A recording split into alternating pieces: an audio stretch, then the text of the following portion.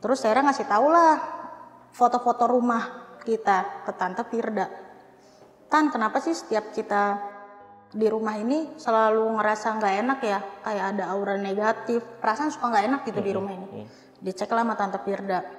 Tante Firda tuh baru lihat foto itu langsung nyuruh kita pindah, Kak. Dia bilang pindah, rumah itu nggak bagus. Kalau kamu lama-lama di situ kamu bisa celaka, katanya. Kamu tuh udah sakit, dia bilang. Dia bahkan nyebutin berapa lama lagi gitu umur aku. Hah? Tiba-tiba aku ngeliat nih si Sarah kan sekamar sama aku. Dia lagi berdiri, tapi ngebelakangin aku. Dia madep ke kaca ngebelakangin aku. Jadi aku duduk gini kan. Kataku, lu mau kemana? Mau ke toilet? Kok berdiri di situ lama banget? Nggak jawab, Kak. Nggak jawab. Terus aku juga mau berdiri kan, mau ke toilet juga. Pas aku gini, aku megang badannya Sarah. Hah? Iya, aku megang badannya Sarah. Pas aku nengok lagi ke yang kaca, itu udah nggak ada.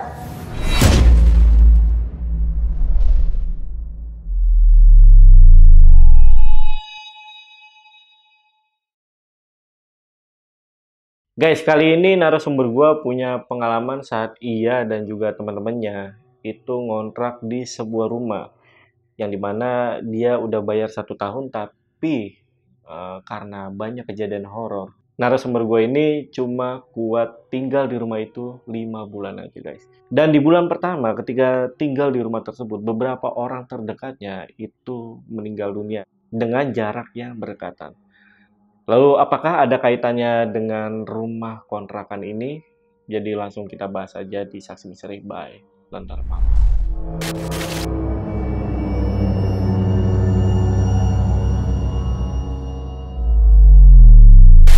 Nah guys, di sini udah ada narasumbernya, namanya Kak Bila. Kita sapa dulu aja. Kak Bila, apa kabar Kak? Baik. Baik ya Kak ya. Nah, Kak Bila ini katanya pernah ngontrak di satu rumah dan sudah bayar full 1 tahun, tapi cuma kuat 5 bulan aja nih. Bener ya Kak? Betul ya. Dan di bulan pertama pun Kak Bila tinggal di sana, itu udah ada temennya yang meninggal dunia, itu betul? Betul. Itu ceritanya boleh ceritain sedikit ya Kak? Iya, jadi dari awal pindah ke rumah itu, sebenarnya sebulan pertama itu nggak cuma teman aku aja kalau untuk kabar duka. Itu dari keluarga aku juga 2 orang itu meninggal pas kita baru pindah ke rumah itu, gitu. Oh gitu, total ada berapa tuh? 3, sebenarnya mungkin aku hampir juga kali kena. 3 orang yang meninggal? Iya. Setelah di rumah itu? Iya, kayak keluarga, sahabat aku, sahabat aku sih yang paling sering di rumah ya. Jadi mungkin ada bad luck dari rumah itu gitu. Nah, waktu pertama kali Kak Bila itu survei rumah itu ya, sebelum tinggal, itu udah ada kejanggalan gak sih Kak? Waktu itu aku survei ke rumah itu nggak ada kejanggalan sama sekali. Rumahnya sih normal, terus bagus, sesuai sama yang aku cari rumahnya. Gitu. Okay. Sesuai spesifikasi yang aku cari lah rumah itu. Untuk harganya gimana tuh Kak? Harganya 40 juta. Karena itu kan lokasinya strategis, Kak. Itu ikonik lah untuk di Jakarta, daerah itu. Oke, berarti bisa dibilang nggak murah juga ya? Standar lah kalau di situ. Standar lah ya? Standar ya? Oke. Penasaran nih. Gila, udah ada 3 orang yang meninggal ya totalnya. Iya. Oke, tahan dulu Kak ceritanya. Dan buat teman-teman yang penasaran, simak sampai habis. Tapi sebelum itu seperti biasa, kalau kalian nih pengen jadi narasumber di Lentera Malam, kalian DM aja ke Instagramnya Lentera Malam, ada di @lenteramalam.id, dan untuk linknya biasanya gue taruh di deskripsi atau hubungi nomor yang ada di bawah ini. Oke guys, sekali lagi buat kalian yang penasaran sama cerita lengkap dari Kak Bila mengenai kontrakan rumahnya ini ya, tonton video sampai habis dan tanpa basa-basi lagi, Saksi Misteri kita mulai.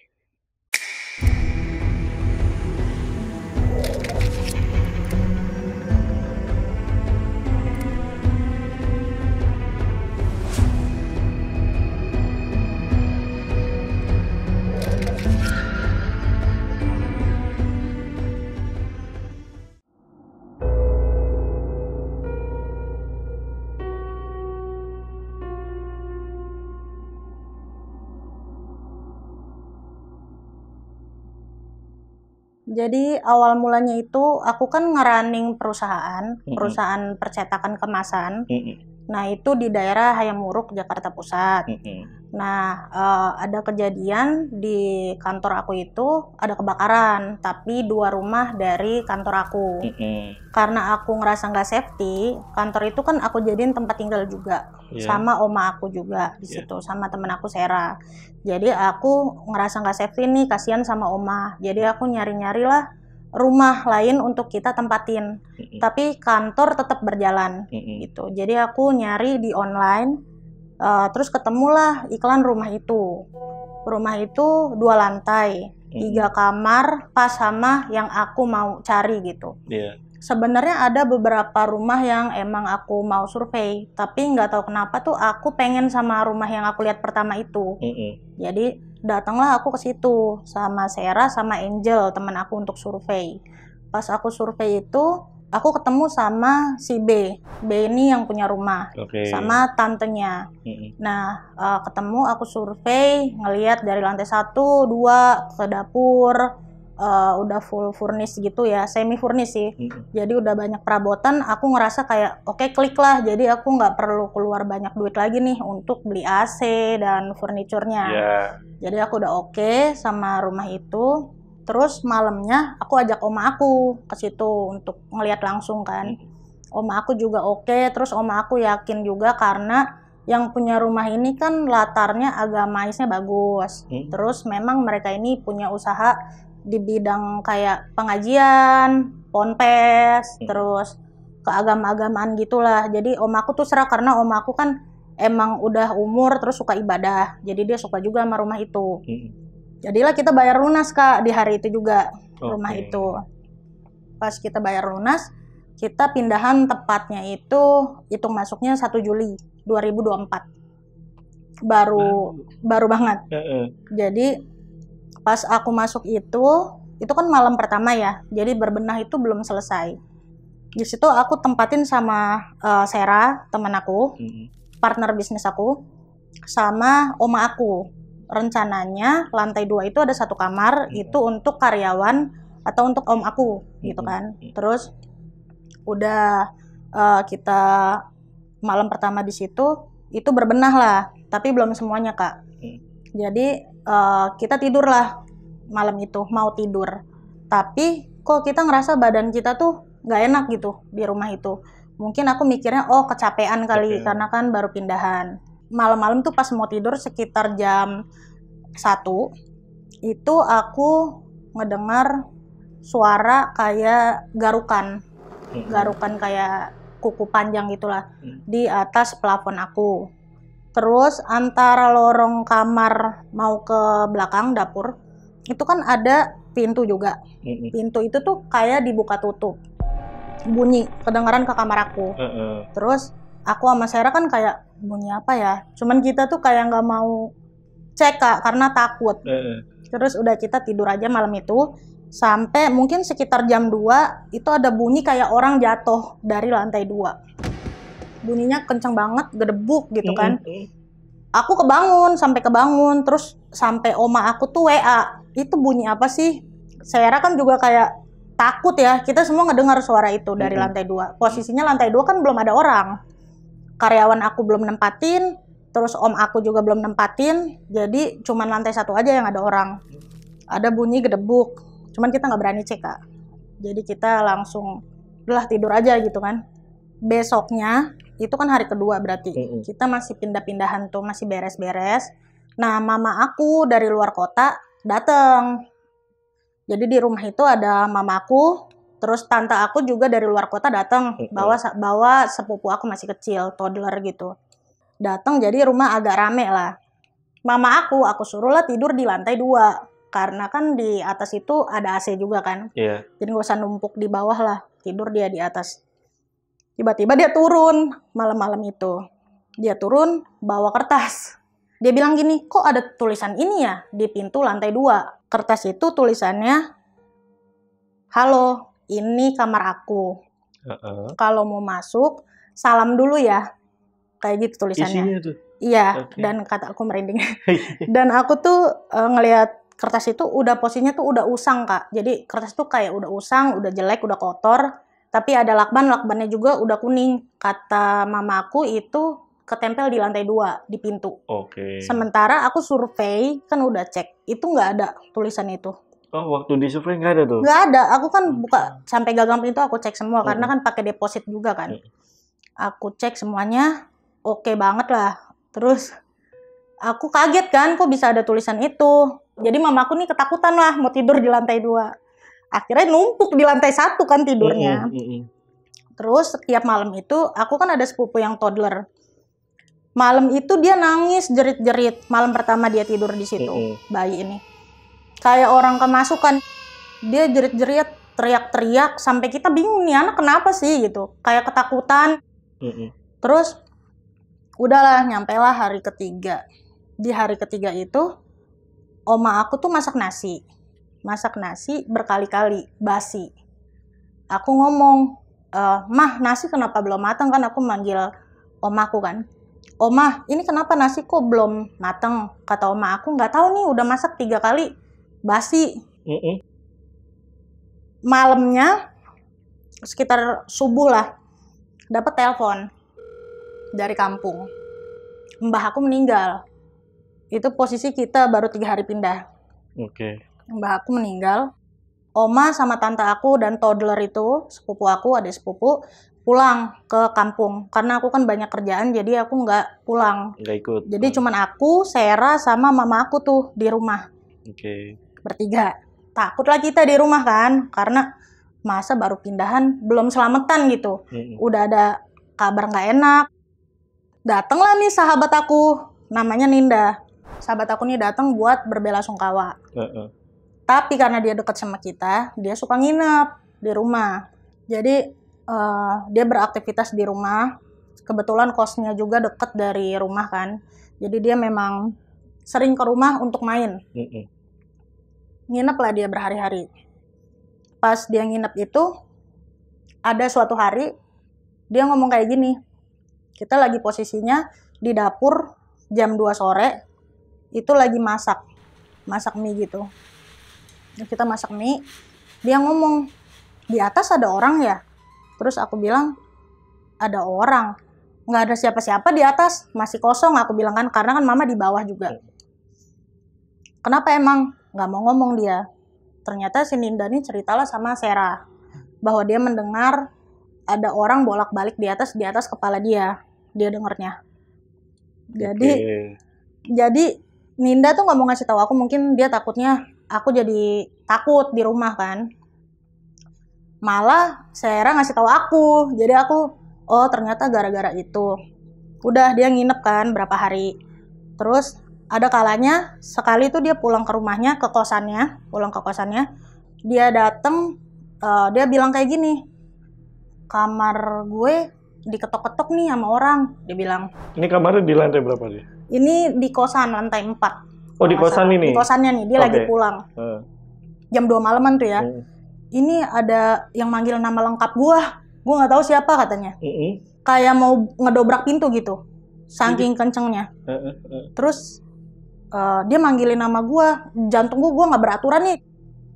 Ini ada apa ya kata dia. Gua kan nggak kenal siapa-siapa di sini. Kebetulan dia baru pindah juga ke kosan itu.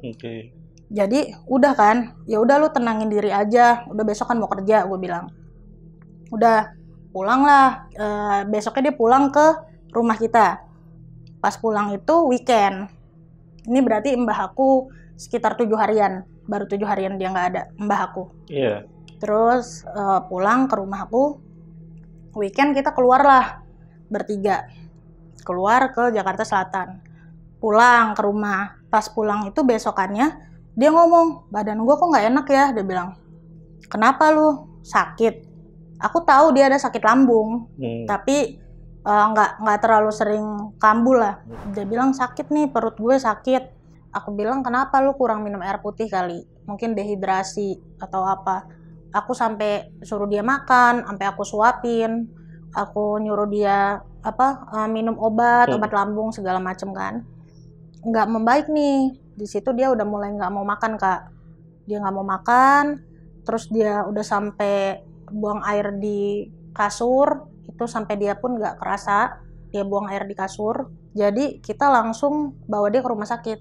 buat diinfus. Karena kan kita pikir mungkin dehidrasi. Dia kan kurang suka minum air putih. Jadi udah diinfus. Dari IGD juga bilang, udah nggak apa-apa, boleh pulang gitu. Itu hari Minggu. Hari Minggu itu pulang lah akhirnya kan. Pas pulang malah makin sakit tuh perutnya. Dia makin sakit perutnya sampai dia ngomong sakit banget dia bilang gitu. Di situ aku ngelihat muka Ninda tuh udah beda, kayak berubah banget Kak, kayak nggak fresh. Kayak muka tua gitu. Jadi dari situ makin sakit karena aku takut dia kenapa-napa. Aku telepon aja keluarganya kan, lewat handphone dia aku telepon kan, Om ini Ninda ada di rumah aku, kayaknya sakit, kayaknya Om aja deh kesini biar lihat kondisinya. Datanglah keluarganya sama teman kantornya. Datang, bapaknya ini ngegendong dia dengan posisi dia udah sakit sampai nggak kuat jalan di rumah. Digendong, bawa ke rumah sakit. 10 menit nyampe ke rumah sakit, dia koma. Jadi 10 menit dia nyampe tuh koma. Sebelum koma itu dia kayak sakit, teriak-teriak di IGD sampai heboh. IGD tuh sempet dia itu kayak nafasnya di denyut nadinya tuh hilang Kak, di mesin itu. Hilang, terus nanti ada lagi, terus nanti hilang lagi, nanti ada lagi. Aku sama orang tuanya nih sampai ganti-gantian ngusapin kaki dia pakai minyak kayu putih supaya tetap anget kan, karena dia badannya udah dingin banget. Sampai dia itu jadi berjam-jam tuh Kak kejadian dia di rumah sakit. Kayak apa, ada nafas, ntar nggak ada nafas, ada nafas, sampai badannya dingin banget, sampai kebiru-biruan.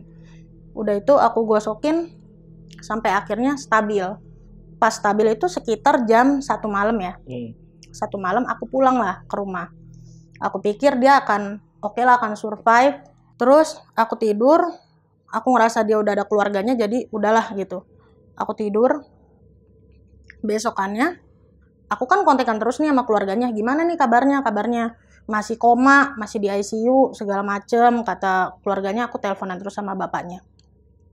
Terus sampai akhirnya sekitar jam 10-11, lagi tiduran tuh ya, mau siap-siap ke rumah sakit, tapi aku masih tiduran.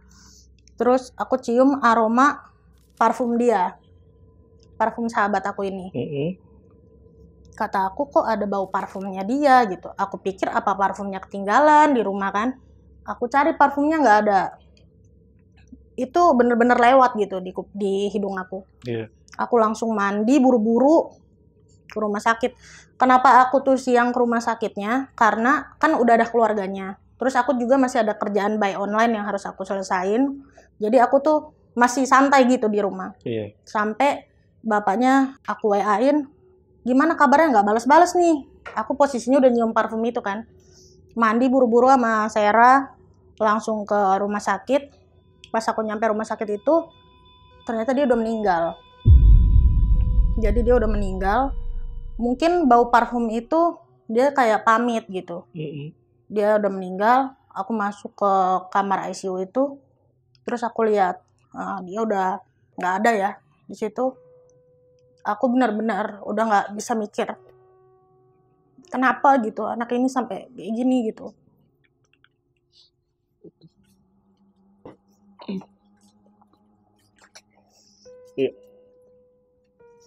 Thank you. Jadi aku pegang tangannya dingin, aku usap kepalanya udah dingin. Padahal tuh sebelum dia koma aku udah ngomong kan, kalau lu sehat nanti gue ceritain deh kelakuan lu, nanti lu ketawa, nanti kita cerita ya, gue bilang. Karena kan dia sakit berhari-hari kan. Nggak taunya nggak sempet cerita, malah dia udah meninggal. Udah nggak ada. Tapi sebelum dia meninggal ada gak sih perkataan dari almarhumah itu kayak pertanda gitu? Pernah ada waktu malam, bukan perkataan sih, dia bilang, dia cuma ngomong kayak gini. Jadi di kasur kamar aku tuh ada kasur, terus ada sela kecil. Dia ngomong gini, malam ini gue mau tidur di sela itu. Sela itu tuh sempit banget kan. Ngomong apa sih kataku kan.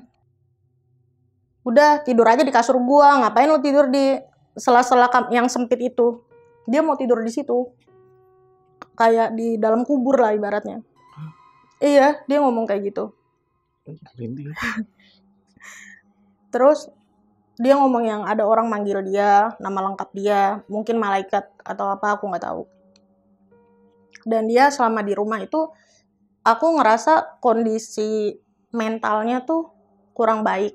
Karena dia sering banget ngomong kayak, gue mau mati aja, gue udah capek. Padahal dia tuh karirnya bagus banget Kak. Di umur segitu dia udah ada rumah, udah punya mobil. Menurut aku itu udah cheap lah dia. Iya. Tapi dia kayak nggak tahu apa yang dia tahan. Dia selalu ngomong. Aku kira kan dia nggak akan bener-bener nggak ada gitu.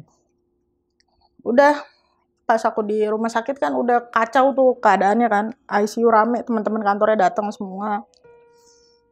Pulang lah aku kan. Sebelum pulang aku udah ikut iringan ambulan ke rumah dia. Di rumah dia udah rame. Terus kuburnya tuh besok. Dia tuh baru dikubur besok karena masih nunggu keluarga yang dari luar kota. Iya. Keadaannya dia keluar dari rumah sakit itu bawa ambulan itu dia maghrib Kak.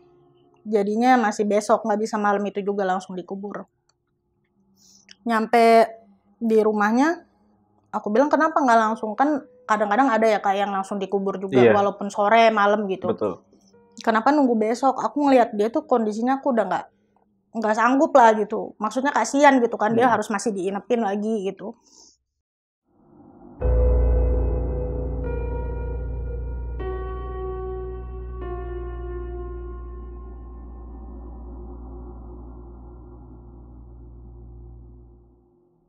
Udah, aku pulang tuh dalam keadaan drop. Aku Sera, kakaknya Sera, ada temen aku Caca. Aku keadaan drop tuh pulang. Aku pulang itu ada teman-teman mama aku nih lagi main. Namanya Tante Rita sama Om DJ. Aku manggilnya Om DJ. Nah, jadi dia nih tahu kabar si Ninda nggak ada, dia datang lah buat ngeliat keadaan kita kan. Mereka berdua datang ke rumah. Lagi datang ke rumah itu, awalnya nggak ada cerita soal rumah, Kak. Tapi Om DJ itu tiba-tiba mau ngecek rumah. Om DJ ini kan, aku tahu dia bisa ngeliat-ngeliat kayak gitu. Tapi aku nggak pernah mau nanya gitu sama dia.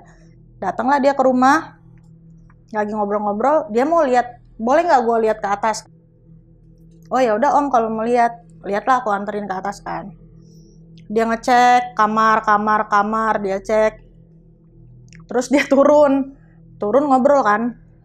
Dia ngomong kayak gini sama aku. Lu harus kuat ya kalau mau tinggal di rumah ini. Kenapa Om? Enggak, ini pesan gua aja katanya. Lu harus kuat kalau lu tetap mau di rumah ini. Kalau lu mau survive, tetap kekeh mau tinggal di rumah ini, lu harus kuat. Dia bilang kayak gitu. Iya. Terus aku nanya kan, emang ada apa sih Om? Gua ngelihat orang tua ada di rumah ini. Orang tua sama ada penunggu satu di tangga.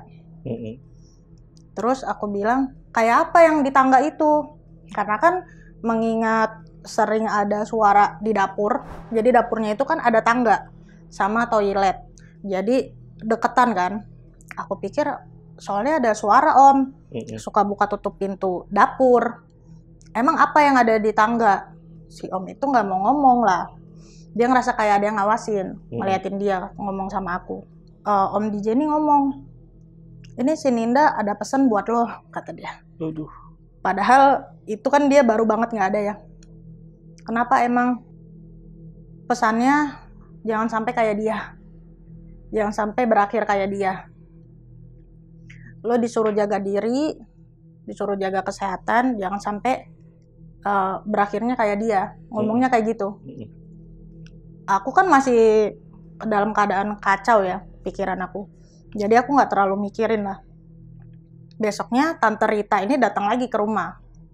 Datang, aku bilang dong, Tan, Om DJ ngomong nggak sama lu? Yang di tangga itu apa? Aduh, nanti lu takut katanya. Enggak apa-apa, ngomong aja. Ada genderuwo di tangga, orang hitam itu memang penunggu. Sama ada orang tua di rumah ini. Cuman aku nggak tahu nih orang tua itu suami istri atau yang dia lihat tuh cuman bapak-bapak itu. Oh, sosoknya bapak-bapak nih, laki-laki. Iya, laki-laki. Tapi dia ngomongnya orang tua ya. Aku Iya, nggak tahu nih apa dia 2 orang atau oh, 1 iya, orang iya, gitu. iya juga sih. Jadi udah udah kejadian itu aku tahu dari Tante Rita. Itu tuh siang-siang ya Kak. Siang-siang itu sekitar jam 1-an. Ada aroma bau. Setelah aku tahu nih cerita dari Om DJ. Ada aroma bau dari lantai 2 plafon. Jadi kamar aku, kamar Oma, atasnya plafon, itu ada baunya tuh kayak anyir gitu. Kayak bau mayat gitu. Busuk. Terus aku ngomong lah, kok ini ada bau apa ya? Bau bangke kali ya, mungkin di plafon ada yang... Karena nggak ada cowok di rumah, Oma aku minta tolong lah sama tetangga situ buat cek ke atas. Naiklah bapak itu. Nemu sih Kak, bangke. Tapi bangkenya itu udah kerangka. Kerangka tikus, which is bukan bau yang menyengat itu kan, beda. Ada tapi kerangka, ada juga kayak kerangka biawak atau apa, nggak jelas bentuknya.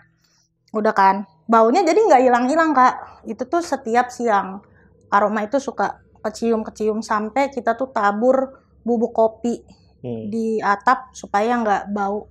Tapi tetap bau sih, baunya tuh anyir banget.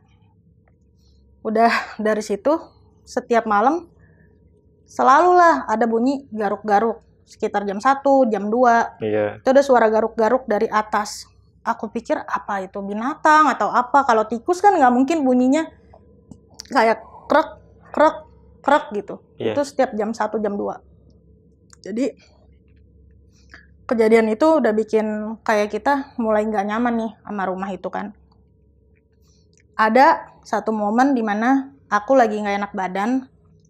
Aku panggil masa selangganan aku ke rumah. Mbak umur sekitar 35-an lah. Jadi dia datang, mijet aku lah. Jam habis maghrib. Dia mijet aku, terus lagi mijet. Aku nggak tahu kalau dia tuh ada kemampuan yang supernatural kayak gitulah. Dan ini pertama kalinya juga dia datang? Di rumah itu, pertama kali. Okay. Sebelumnya kan dia selalu mijet aku di rumah lama. Mijet aku. Terus dia ngomong kayak gini, teman kamu ada yang baru meninggal ya? Dia ngomong kayak gitu. Terus aku bilang, hah? Kok tahu? Ini soalnya ada di sini. Katanya gitu. Ini soalnya ada di sini. Aku kan bingung kan. Maksudnya, iya ini dia ada di sini. Ini tempat favorit dia ya? Itu tuh memang tempat duduk favorit dia di dalam kamar, di pojok. Si almarhum Ninda ini nitip pesan lagi lewat mbak itu. Nitip pesan untuk aku selalu jaga diri, hati-hati. Jangan sampai kayak dia. Kayak gitu lagi dia nitip pesannya. Kenapa ya dia nggak mau pergi? Aku bilang gitu kan. Maksudnya selalu nitip pesan. Kenapa sih Ninda ini? Aku bilang kan. Terus katanya Ninda itu terlalu sayang sama kakak. Jadi dia itu mau jagain kakak di rumah ini. Tapi kan jagain itu apa yang perlu dijagain sih? Maksudnya dari hal apa? Berarti kan dia merasa mungkin ada sesuatu yang lain di rumah itu. Udah, aku bilang udahlah nggak usah dibahas soal si Ninda ini. Biarin aja dia di situ. Terus aku bilang juga kayak bentuknya kayak gimana Ninda gitu kan. Diciri-ciriin persis. Rambutnya sebahu, kurus, manis mukanya. Dikasih tahu, diciri-ciriin sama mbak yang masak aku itu. Aku kan jadi mulai merinding kan. Aku bilang, emang dia selalu di situ ya? Iya, dia bilang dia nggak mau pergi. Dia maunya nemenin terus di rumah ini katanya. Oke. Tapi mbak itu pernah ketemu gak sama Ninda? Nggak pernah. Nggak pernah? Nggak pernah. Walaupun di rumah lama gitu? Nggak pernah.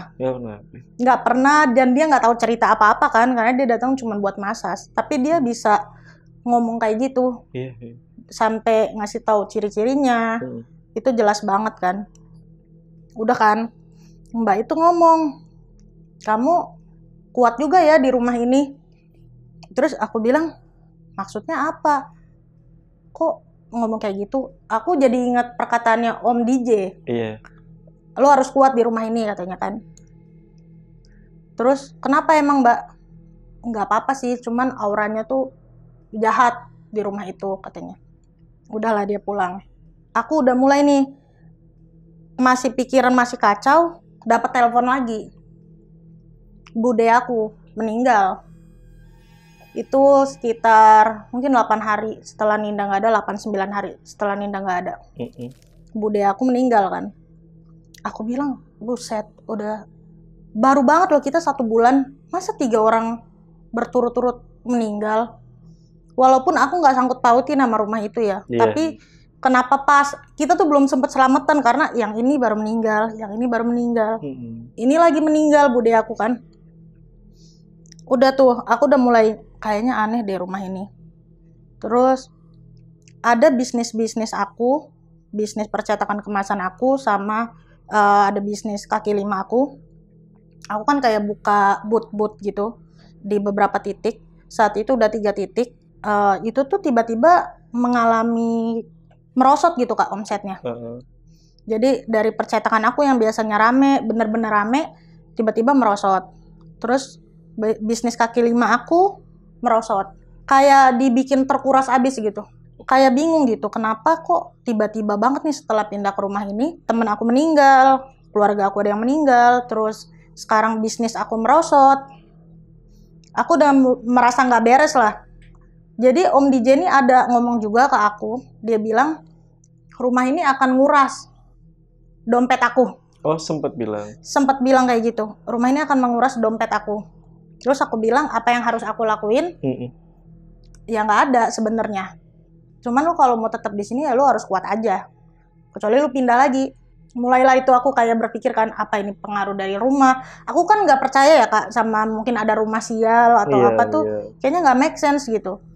Tapi aku kayak ya udahlah, mulai kepikiran di situ sampai udah aku lebih sering keluar kota jadinya karena aku nggak betah di rumah. Pernah lagi di luar kota, Oma itu kan sendiri berarti kan di rumah. Oma WA aku lah, ini rumah bau banget parfum, wangi parfum, parfumnya almarhum, wangi banget katanya. Terus WA lagi kan malamnya lagi.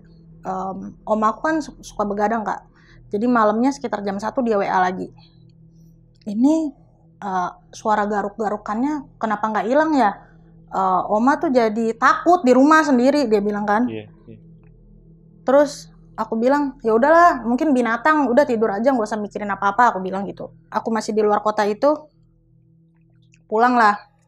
Pas pulang, om aku lah ngomong, anaknya Oma, lantai 2 kalau nggak ada yang nempatin, gua aja lah yang tinggal di situ katanya. Wah, aku bilang bagus lah, akhirnya ada yang nempatin kan lantai 2. Pindahan lah om aku tuh, kita jemput dari Tangerang, bawa barang-barangnya, jemput, terus dia pindah ke rumah ke lantai 2. Malam pertama dia tinggal, dia WA aku kan, ini ada suara apa sih katanya, kok kayak rame banget ya orang, kayak lagi ketawa-ketawa, dia bilang. Di lantai 2 itu dia kedengeran, sama ada musik kayak party di lantai 2. Lantai 2 di kamar depannya, depan kamar dia mungkin kedengeran ya, tapi kan kita positive thinking ngerasa mungkin tuh dari tetangga kali. Tapi suara itu setiap hari Kak, setiap malam sekitar jam 1 sampai ke 4. Lama juga. Lama, aneh. Iya, jadi aku kayak merinding ya kalau ngomong ini. Jadi itu suara nggak hilang-hilang, dan suaranya, lagunya nggak ganti-ganti. Apa spesifik lagunya apa? Jadi dari jam 1 itu bunyinya tuh kayak dentuman doang Kak, kita dengernya tuh kayak dentuman ya, kayak orang lagi party gimana sih, dek dek dek, orang ketawa-ketawa. Itu dari jam 1 sampai jam 4, dan itu setiap hari. Oke, ini kan kontrakannya ada di Hayamuruk ya? Bukan, kontrakan ini di daerah Jakarta Pusat. Banyak klub lah, tempat klub segala macam. Enggak, itu perumahan. Perumahan, komplek. Dan sebelum om ke situ pun nggak ada kejadian itu atau suara itu? Suara itu sebenarnya dari awal kita pindah suka kedengeran Kak. Tapi kita kayak nggak terlalu mikirin lah, karena lebih terganggu sama suara garukan. Tapi memang setiap hari ada suara itu. Kayak orang lagi party, rame, ketawa-ketawa, terus ada suara musik. Itu selalu jam 1 sampai ke jam 4. Kalau udah jam 4 udah mau subuh tuh, ada bunyi pengajian gitu, itu hilang suaranya. Iya, memang kalau di orang di klub juga subuh hilang, maksudnya Iya. tinggal tepar gitu kan. Ya kan aneh kan. Iya, iya. Itu komplek itu termasuk sepi, bukan yang Oke. bukan yang padat penduduk, rame gitu enggak. Itu tenang gitu. Makanya aku ambil rumah itu karena tenang. Itu ada suara musik itu, om aku mulai terganggu kan. Sampai akhirnya hari ketiga om aku tinggal di situ. Kerjalah dia. Dia kan kerja di Tangerang. Dia kerja di Tangerang. Pulang dari Tangerang itu kecelakaan. Hah? Om aku baru 3 hari di rumah. Aku dapat telepon berkali-kali. Posisinya aku di situ di Bali, baru banget nyampe. Jadi aku jauh banget dari situ. Jadi dia telepon sama temennya nih, ini om kamu kecelakaan, bisa kesini nggak? Aku bilang aku nggak bisa, aku lagi di luar kota. Posisinya oma juga lagi di luar kota pulang kampung. Kataku gimana ini? Gimana kecelakaannya, parah nggak? Aku bilang parah. Soalnya mukanya sampai bengep, terus sampai buang air kecil banyak di celana. Aku udah panik kan. Aku bilang ya udah bawa dulu ke rumah sakit. Bawa ke rumah sakit. Harus CT scan. Berarti kan cukup parah kan. Dikirimin aku foto-fotonya. Itu udah parah banget Kak kondisinya. Emang parah tuh. Parah banget. Aku pikir tuh akan amit-amit ya, sampai aku pikir bakal meninggal gitu. Karena udah parah. Di rumah nggak ada orang tuh ya? Berarti nggak ada. Itu dia mau pulang ke rumah. Om aku itu. Aku mulai merasa kok janggal ya. Baru 3 hari loh dia nempatin. Kok bisa dia sampai kecelakaan? Kenapa sih di rumah itu selalu ada masalah gitu? Dia kecelakaan itu, oma aku akhirnya dari kampung balik buat ngecek keadaannya kan. Jadi dia nemenin. Terus pernah juga sekitar 7 harinya si Ninda ini meninggal, Sera ini sakit. Sera kan sekamar sama aku. Tiba-tiba dia ini pucat, aku nggak tahu kenapa sebabnya pucat. Dibawalah ke rumah sakit. Seumur-umur dia nggak pernah masuk rumah sakit Sera ini. Tapi baru itu, aku 5 tahun temenan sama dia, baru itu dia masuk sampai opname di rumah sakit. Sakit, dia keluar dari rumah sakit gantian. Aku yang masuk rumah sakit. Aku malam-malam pas mau tidur sekitar jam 1 itu ngerasain sesak napas. Secara tiba-tiba sesak napas. Aku masuk rumah sakit. Masuk rumah sakit kan, GERD kambuh segala macam diagnosisnya. Udah keluar dari rumah sakit, itu aku kayak gini Kak. Rumah sakit kan aku ada asuransi, tapi asuransi entah kenapa saat itu nggak bisa cover. Padahal harusnya cover. Jadi pakai duit pribadi kan. Itu aku ada aneh juga. Jadi asuransi tuh tadinya bilang bisa cover, tiba-tiba nggak bisa cover. Jadi harus keluar duit pribadi. Terus aku pulang dalam keadaan kayak, aduh anjrit, bisnis gue lagi sepi, terus gue harus keluar duit banyak, stres lah. Aku berantem terus sama oma, gara-gara oma selalu ngomong kayak, mungkin nih gara-gara rumah ini, aku berantem terus sama oma karena keuangan dan bisnis tuh nggak lancar gitu kan. Tiba-tiba pulang dari rumah sakit, aku lagi tiduran mau tidur sekitar jam 1, jam 2, aku ngedenger bisikan. Bisikan itu bilang, kenapa sih lo hidup? Kenapa lo nggak aja kayak temen lo? Bisikan kayak gitu. Kayak ngeledek gitu ngomongnya. Terus aku langsung kayak duduk, aku ngomong nih sama Sera, kok gue kayaknya capek ya hidup, gue pengen mati aja lah. Aku ngomong gitu. Tiba-tiba aku ngomong gitu. Terus tiba-tiba aku sadar, kayak bukan aku gitu tadi yang ngomong. Kok gue ngomong kayak gitu ya? Aku tuh seumur hidup gak pernah ada pikiran mau ngomong kayak gitu. Tapi aku denger bisikan itu.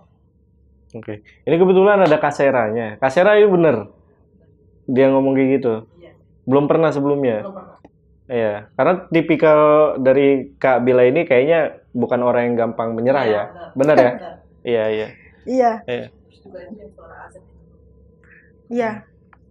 Jadi udah tuh ya, aku ada ngomong kayak gitu. Besoknya lagi ada Tante Rita. Tante Rita ini kan teman mama. Karena mama tinggal di luar kota, jadi Tante Rita tuh suka ngecek keadaan aku, keadaan Sera ke rumah gitu. Udah kayak orang tua lah. Terus Dia datang lah, kita lagi di meja makan. Pas di meja makan itu, lagi makan, tiba-tiba, Tan, lu denger gak? Aku bilang. Kenapa? Diem tuh kita kan, berempat. Ada Oma, Tante Rita, Sera, sama aku. Berempat, diem. Ada suara nangis. Aku bilang, lu denger gak?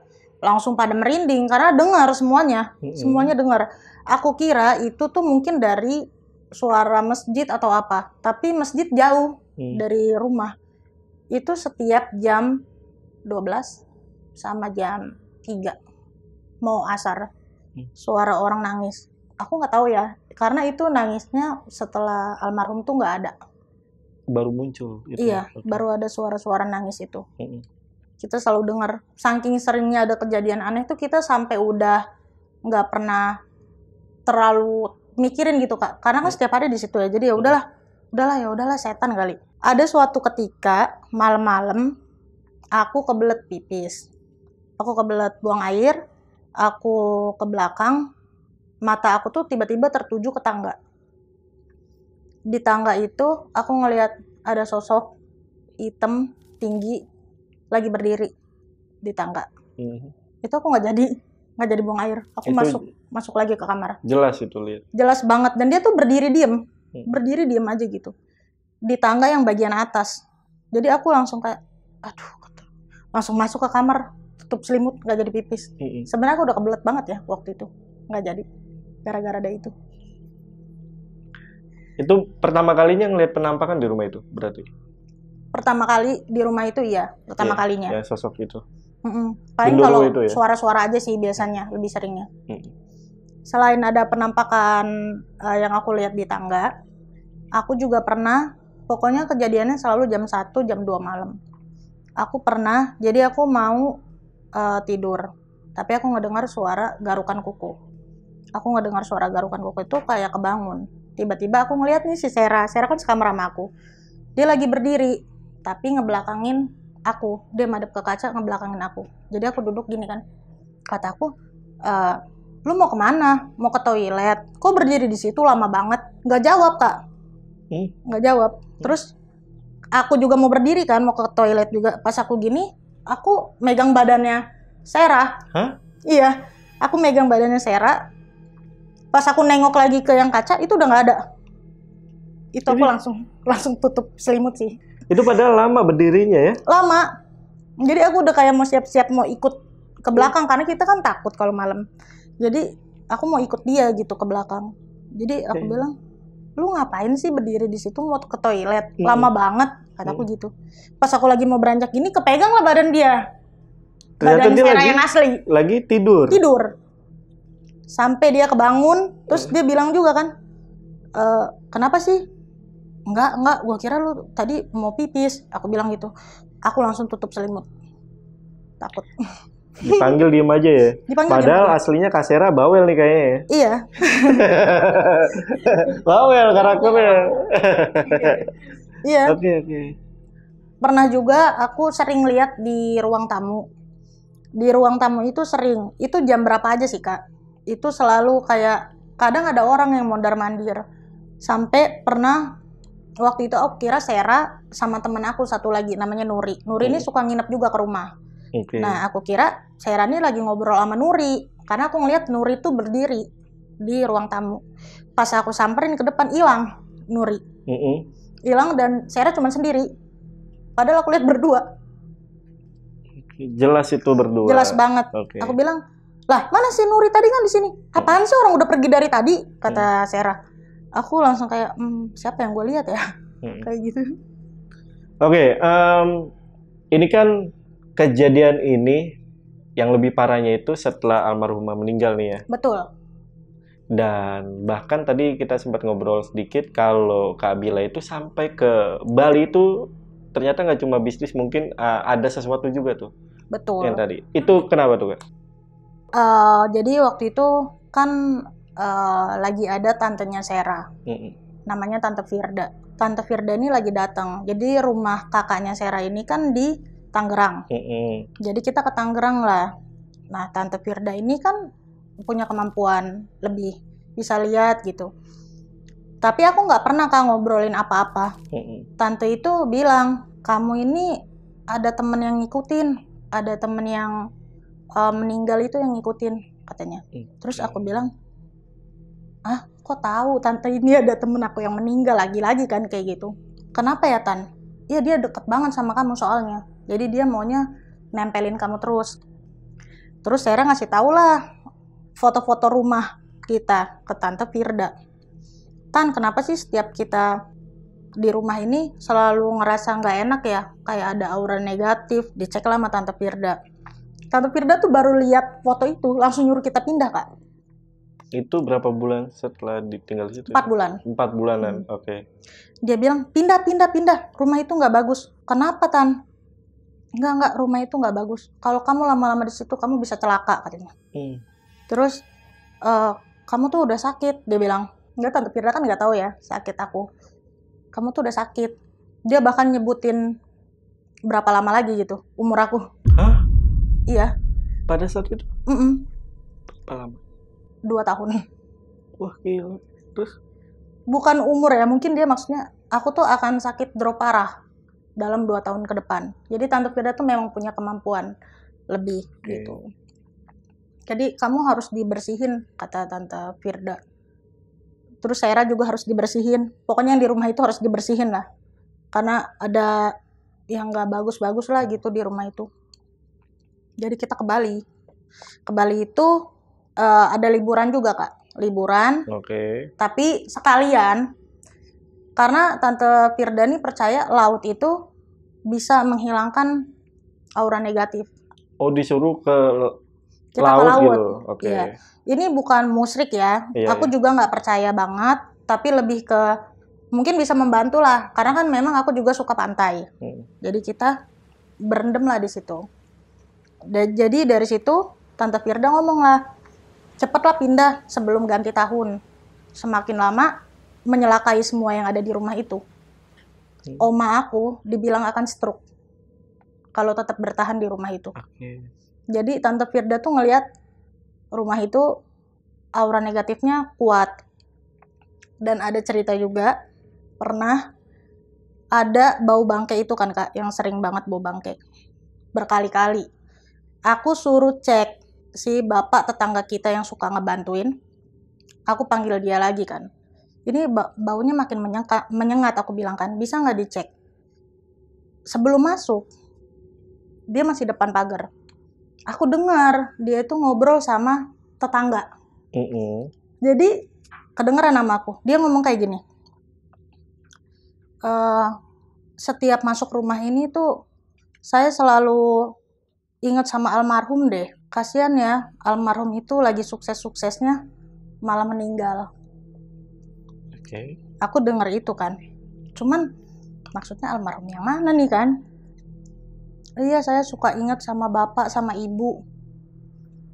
Lagi sukses-suksesnya usahanya malah meninggal. Bilang kayak gitu. Kataku, meninggal? Siapa maksudnya? Apa pemilik rumah atau apa kan? Aku nggak tahu ya. Aku mau nanya bapak itu, tapi segan Kak. Karena dia orang situ. Aku takutnya ada ikatan keluarga atau apa sama yang punya rumah gitu. Jadi kayak ya udahlah aku nggak mau pikirin. Disitulah Tante Firda ngomong. Tapi ngomongnya nggak sama aku, nggak sama Sarah. Ngomongnya sama kakaknya Sarah. Dia bilang bahwa yang punya rumah itu suami istri meninggal di kamar aku. Meninggal dan dia mau semua yang berhubungan sama rumah itu meninggal, sakit, celaka, kalau bisa sampai itu kemauan dari si yang punya rumah itu suami istri. Dari tadi Tante Firda. Tante Firda ngomong. Padahal aku kan nggak cerita bahwa aku udah mendengar dari si bapak itu. Oh iya. Ada kasihan almarhum suami istri apa gitu. Aku nggak pernah cerita sama yang punya kemampuan lebih itu, aku nggak cerita. Tante Firda tapi ngomong kayak gitu. Jadi aku nyambungin sama omongan Bapak Rahman ini. Kok kayaknya nyambung deh. Ada keanehan juga aku ngerasa di rumah itu. Karena di kamar aku itu kan ada lemari tanam Kak. Lemari tanam itu ada laci 3. Yang paling bawah itu dipantek. Dikunci, terus dipantek lagi kayak double-double gitu loh. Jadi aku tarik nggak bisa. Aku penasaran isinya apa. Sampai aku keluar dari rumah itu tuh nggak tahu isinya apa. Di laci ketiga. Semuanya aman, cuman laci ketiga itu di kamar aku yang paling bawah. Itu dipantek. Oh, itu yang masih menjadi misteri nih sampai sekarang? Masih jadi misteri. Sama kertas usang itu. Iya, kertas itu ya. Kenapa ada tulisan itu ya? Iya. Aku nggak mau spekulasi bahwa suami istri itu kenapa. Iya. Tapi kalau ngedengar dari si Pak Rohman yang lagi ngomong sama tetangga soal lagi sukses-suksesnya malah meninggal, itu aku nggak ngerti juga kenapa gitu. Kok bisa dua-duanya lagi, Kak? Setelah tahu tuh ternyata dua-duanya meninggal di kamar itu. Di kamar itu ya? Kamar Berarti aku. bukan kecelakaan, bukan apa? Bukan. Okay. Jadi aku taunya sakit. Tapi aku nggak tahu sakit bener nggak sakit gitu. Iya. Dan suaminya meninggal dulu, selang berapa hari istrinya meninggal di kamar itu juga. Gitu. Oke, kejadian meninggal kan berarti runtutan yang sebenarnya hampir sama juga sama yang dialami sama Kabila dan juga orang-orang sekitar ya. Iya, betul. Semenjak di rumah itu. Iya. Oke. Tapi tetaplah ya, bagaimanapun kita harus melihat logika dulu kan. Betul. Dan mungkin yang soal itu yang pertama sih sebenarnya yang soal apa namanya, suara musik ya. Kalau dari aku kan mungkin ada apa sekitarnya tempat klub, tapi ternyata nggak ada perumahan. Iya. Yang kedua, yang kertas itu mungkin punya anaknya dulu. Mungkin. Aku juga mikir gitu. Iya kan. Tapi anehnya waktu aku survei nggak ada. Nggak ada di situ ya. Oke. Nah, setelah Ninda meninggal dan kakak ngalamin gangguan itu juga ya, banyak ya. Ada yang pernah ngeliat sosoknya nggak sih, Kak? Sosok siapa? Ninda? Iya. Pernah waktu pengusiran, Kak. Jadi yang saya lihat waktu pengusiran itu, dia kan kita nggak tahu ya posisinya kalau Tante Firda tuh lagi ngusir si Ninda. Nah, Sarah ini ngelihat Ninda berdiri di depan kaca. Jadi posisinya kita tidur, Ninda tuh ngebelakangin kita. Tapi kakinya nggak napak. Tapi kita itu tahu bahwa itu dia. Sarah bilang tuh karena posturnya sama rambutnya yang sebahu. Jadi tahu kalau itu dia lagi datang gitu. Nggak taunya besoknya itu Tante Firda ngomong, tadi malam kita habis ngusir Ninda. Tante nunjukin kan badannya biru semua. Serius? Iya, biru semua. Terus katanya Ninda ini nggak mau diusir. Dia mau tetap nemenin kita. Nah, Tante tuh ngomong sama dia, kamu kan udah beda alam. Lebih baik kamu naik aja ke atas. Jangan ganggu mereka yang masih hidup gitu. Jadi ternyata yang tadi malam saya lihat itu mungkin Ninda tuh mau pamit. Mungkin. Karena setelah itu kita udah nggak pernah lagi ada nyium aroma parfum Ninda atau apa dia manggil atau apa, udah nggak ada lagi, Kak. Kak Sarah bener-bener lihat itu ngambang, Kak? Iya, betul. Jadi kayak lagi posisi merem tapi kayak nyata gitu. Iya. Bener-bener dia. Postur tubuhnya soalnya bener-bener dia. Pakai baju putih. Dan yang ketiga ya mungkin kalau yang Om ya itu ya, yang Om yang kecelakaan itu ya.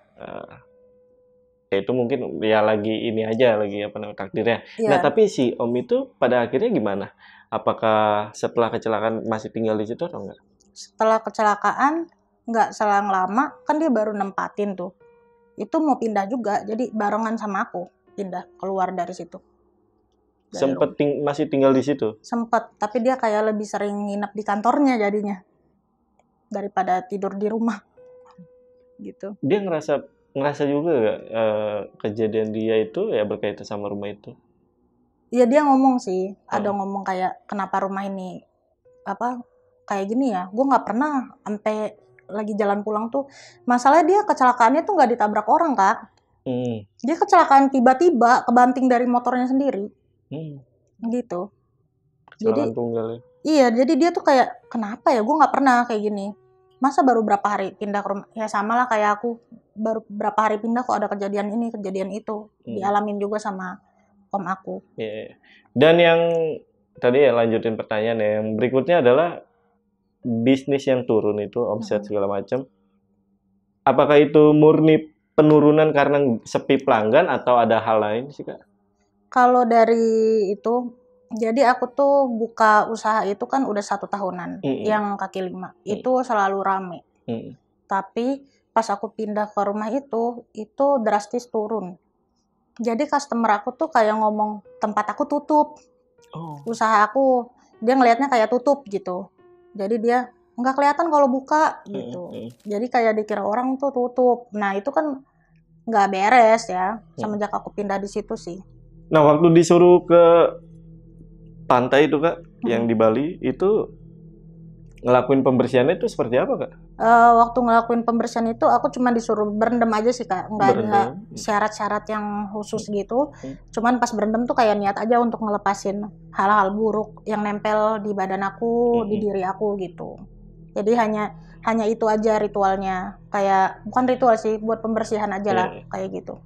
Efeknya? Efeknya ya karena dari ritual itu kita disuruh pindah secepatnya, jadi kita pindah. Setelah pindah dari situ, itu nggak ada lagi kejadian-kejadian aneh-aneh dan bisnis aku tuh pelan-pelan naik lagi. Kecuali yang kaki lima ya, yang kaki lima itu kan 3 cabang. Jadi awalnya aku kira akan jadi 5 cabang di tahun 2024. Tapi jadi 3-3-nya tutup Kak. 3-3-nya tutup. Jadi tapi bisnis percetakan aku normal lagi sekarang. Barulah sebulan berarti nih, Januari kan. Oh iya, karena pindahnya itu tadi udah sempat ngobrol juga, Desember total pindah. 2024 ya, baru banget. Baru kemarin. Bulan kemarin. Wah, ini kejadiannya baru banget ya. Baru banget. Pernah juga ada ketika Sera tuh lagi mandi,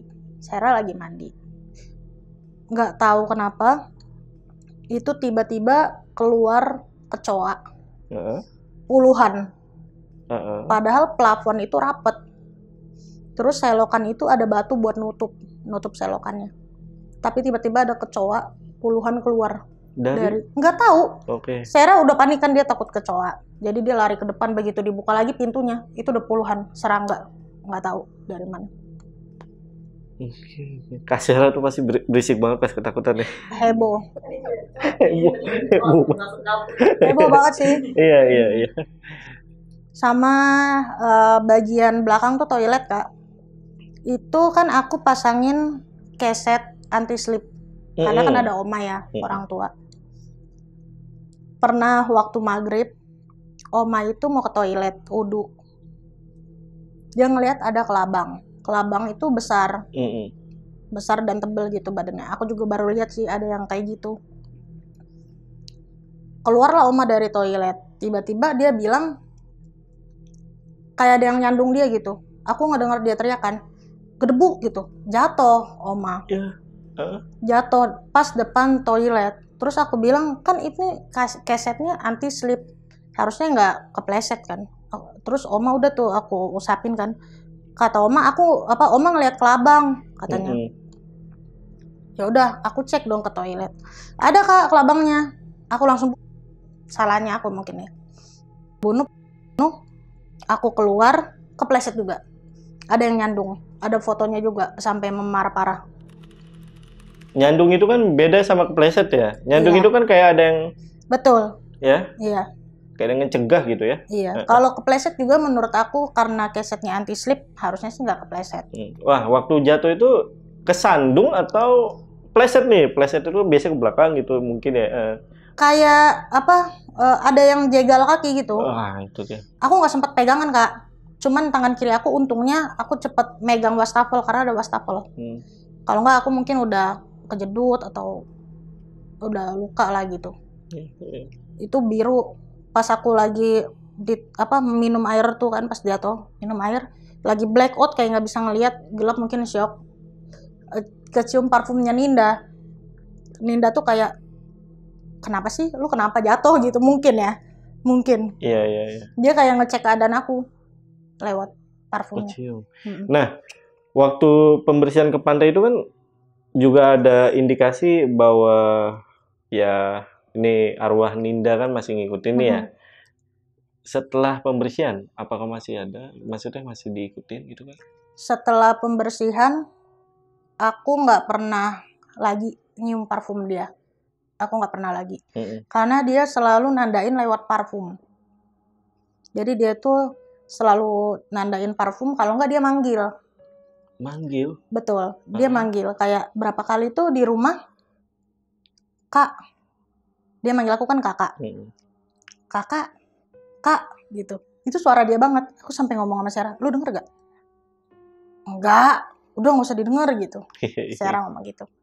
Dia selalu kayak sering, kalau kata si mbak yang masak aku itu, dia tuh memang pengen komunikasi sama aku. Pengen ngobrol lagi gitu Mm-mm. ya. Heeh. Karena dia sendiri kaget dia itu nggak ada. Jadi dia kaget dia nggak ada. Tapi fun fact-nya ini Kak Bila malah pakai parfum dengan bau ya atau wangi yang sama ya. Betul. Kenapa Kak? Kangen atau gimana tuh Kak? Jadi si Ninda ini kan ada parfum favorit dia. Iya. Parfum itu bikin aku tuh selalu inget dia gitu. Jadi aku beli parfum yang sama dia. Karena setiap aku cium parfum itu kan aku kayak ngerasa inget dia gitu. Jadi aku beli parfumnya gitu. Ada rasa kangen juga ya. Betul. Sebelum dia nggak ada juga dia ngasih aku parfum juga. Parfumnya masih ada. Cuman aku lebih senang pakai yang ini karena kembar sama dia wanginya. Oke. Ini kan tadi juga katanya mau ibaratnya mau komunikasi lagi nih sama Kak Bila ya. Emang ada pesan yang belum disampaikan dari Kak Bilanya sendiri gitu? Jadi untuk aku sama Ninda, karena kita dekat banget, kita tuh tadinya ada rencana bisnis di 2025. Kita tuh mau buka PT bareng, bisnis kayak pengadaan barang gitu. Sama bisnis, dia tertarik banget sama usaha F&B aku, yang kaki lima ini. Jadi dia tuh mau franchise juga, dia mau kembangin juga bareng-bareng. Itu belum kesampaian. Gitu. Itu. Selain itu nggak ada lagi. Maksudnya tentang kedekatan dari Kak Ninda sama Kak Bila. Ini aku ada cerita juga. Ada temen aku, ini memang indigo anaknya. Aku lagi makan sushi di Grand Indonesia. Aku, Sarah, sama Odi bertiga. Odi tuh tiba-tiba ngomong gini, nih ada pesan buat lo. Gitu. Terus aku bilang, ya kenapa lagi? Ini nih si Ninda suruh lo jaga kesehatan, minum air putih yang banyak katanya. Ya, jaga diri lah baik-baik katanya. Aku kira kan akan sebatas itu aja Kak. Nggak taunya Odi ini ngajak ketemu aku lagi. Ini seru sih. Dia ngajak aku ketemu lagi, aku bilang kenapa? Ada yang mau ngobrol sama lu, gangguin gue mulu katanya. Dia tuh pengen ngomong sama lu, cuman bingung lewat mana, jadi gue mulu yang digangguin katanya. Ketemulah kita di coffee shop. Jadi Ninda nih masuk Kak ke Odi. Dia masuk ke Odi, terus dia meluk aku. Dia bilang, kakak aku kangen banget. Aku sedih nggak bisa meluk kamu lagi. Kangen banget aku sama kamu. Dia kan lembut banget ya anaknya. Aku nanya kan, sebenarnya lu tuh ngerasain sakit apa sih? Kok lu bisa cepet banget nggak adanya? Aku bilang gitu. Dia nggak mau jawab. Pokoknya dia nggak mau jawab sesakit apa gitu waktu dia nggak ada. Gangguin lagi lah dia ke si Odi. Jadi Odi tuh sering nyamperin aku akhirnya Kak. Karena si Ninda ini selalu minta disambungin ngomong ke aku. Si Odi jadi bilang, Odi kan juga nggak kenal Kak sama Ninda. Tapi Odi juga tahu si Ninda tuh kayak gimana. Kayak rambut sebahu, terus cara berpakaiannya si Odi tahu, cara ngomongnya tahu. Jadi aku nanya kan, kenapa sih lu nggak naik ke atas? Kenapa lu masih ngikutin mau ngomong sama gue terus gitu? Kenapa? Dia bilang, gue nggak bisa naik ke atas, kata dia. Kata aku, kenapa emang? Nggak bisa aja. Aku mau deket sama kalian. Tapi kan lu udah beda alam ya, beda dunia. Nggak apa-apa kalau lu mau pergi aja, gue baik-baik aja kok. Dia bilang, aku tuh khawatir terus sama kalian. dia bilang kayak gitu ke si Odi. Hmm. Jadi memang dia itu selalu berusaha komunikasi mulu.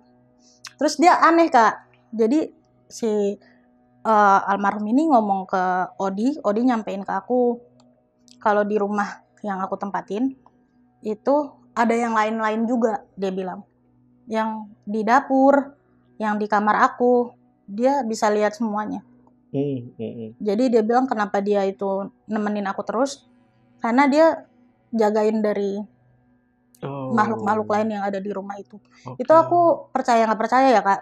Tapi si Odi ini posisinya juga belum tahu rumah aku, tapi dia bisa ngegambarin. Oh gitu.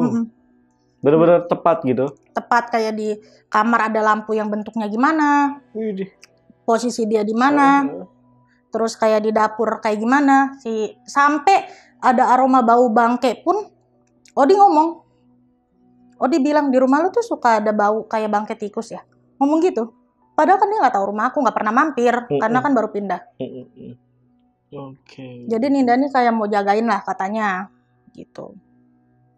Canggih juga tuh orang anjir. Kayak CCTV anjir. Kita juga siap pakai itu. Iya. Benar-benar pas banget soalnya. Iya kayak CCTV ya. Iya. Jadi ya kayak gitu. Iya. Nah sekarang kan udah pindah ya. Betul. Pernah gak datang ke rumah itu lagi gitu, sekedar lewat atau bahkan mungkin nggak tahu ya udah ada penghuni baru atau belum? Tepat berapa hari sebelum aku datang ke sini, aku sama Sera tuh lagi makan daerah rumah lama, rumah itu. Jadi kita pulang, kita lewat situ yuk gitu, mau lihat. Pas lewat itu keadaannya ya ketutup rapat pintunya, tapi pelang disewakannya tuh udah nggak ada. Jadi mungkin disewain lagi ke orang baru mungkin. Tapi aku nggak ngeliat orangnya sih, karena pintunya ketutup. Nah ini mungkin pertanyaan terakhir ya, waktu Kak Bila itu pindah, yang punya rumah itu gimana itu? Karena kan masih ada beberapa bulan lagi tuh. Iya, jadi awalnya aku minta negosiasi Kak. Aku nempatin pengennya 6 bulan aja nih, jadi 6 bulannya bisa nggak dibalikin? Aku bilang uangnya. Jadi mereka yang awalnya itu baik attitude-nya, keluarganya ini, tiba-tiba kayak kasar gitu loh. Nggak bisa lah, namanya udah dibayar gini. Terus juga aku minta deposit aja deh dibalikin. Ya udah nggak apa-apa kalau emang setengah tahun itu nggak bisa balik, depositnya aja balikin. Itu pun sulit banget Kak, kayak ditahan-tahan gitu loh. Nggak bisa lah gini-gini, harusnya kamu itu ketemu sama saya, gini-gini. Posisinya aku di situ udah nggak mau balik ke rumah itu. Oh, jadi lewat chat aja atau telepon? Iya, lewat chat. Dan karyawan aku yang pada ngurusin pindahan aku waktu itu. Karena aku tuh udah gak mau nyentuh lagi ke rumah itu. Dia mempersulit lah, harus ketemu dulu lah. Padahal kan posisinya rumah gak ada kerusakan yang gimana-gimana. Ya wajar-wajar aja gitu. Aku cuma minta deposit dibalikin. Itu pun sulit banget. Jadi setelah boleh itu kayak udah dipotong-potong gitu loh Kak. Depositnya dipotong, terus baru dia transfer. Itu udah sulit banget minta. Tadinya aku kayak ya udahlah, nggak apa-apa. Yang penting gue selamat keluar dari rumah itu. Iya. Gitu. Wih, karakternya mirip ini sales asuransi ya kan.